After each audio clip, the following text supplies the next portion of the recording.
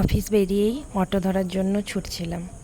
আজকের ওয়েদারটা না গরম ছিল খুব, কিন্তু হালকা মেঘ করেছিল। ভেবেছিলাম বৃষ্টি হবে, গরমটা একটু কমবে, কিছুই হলো না। গরম যা ছিল তাই।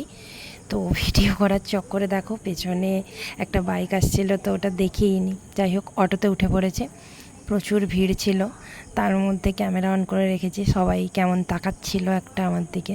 যাই হোক, তাও তো এত গরম, অবস্থা খারাপ হয়ে যাচ্ছিল।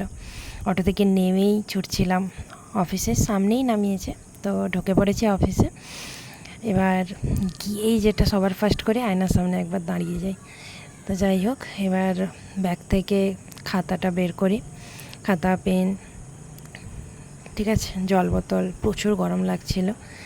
তো কালকে অনলাইনে একটা হেডফোন নিয়েছি বোটের, এমনি জাস্ট ওয়্যার তারের হেডফোন। তো সেটাই ভাবলাম, জানো তো হেডফোনটার সাথে একটা খুব সুন্দর ছোট্ট একটা ব্ল্যাক কালারের ব্যাগ দিয়েছে, মানে জাস্ট হেডফোনটাকে ঢুকিয়ে রাখার জন্য। তো ওটাই ভাবলাম তোমাদের একবার দেখাই।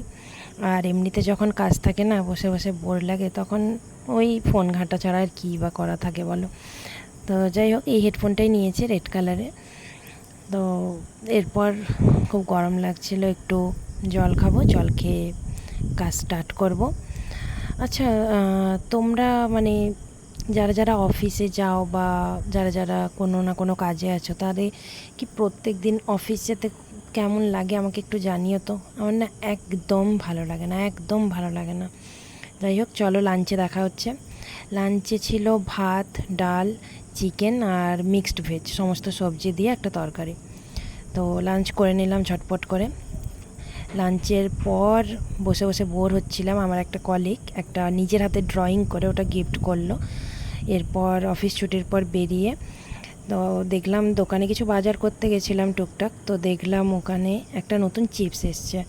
তো দেখেই মনে হলো যে একবার টেস্ট করে দেখি। তো দোকানদার জিজ্ঞেস করছিল যে ভিডিও করছেন নাকি।